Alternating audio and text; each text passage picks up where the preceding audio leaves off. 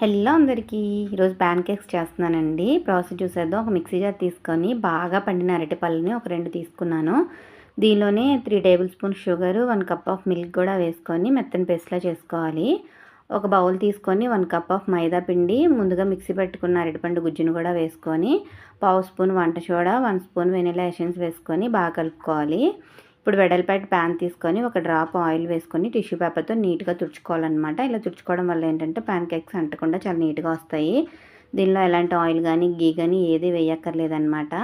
ఇప్పుడు ఈ ప్యాన్లో మనం ముందుగా కలిపి పెట్టుకున్న మిశ్రమాన్ని కొంచెం కొంచెంగా వేసుకొని గోల్డెన్ బ్రౌన్ కలర్ వచ్చే వరకు వేయించుకొని సెకండ్ వైపు కూడా టర్న్ చేసుకోవాలి. చూసారు కదా, పర్ఫెక్ట్గా కుక్ అయినాయి.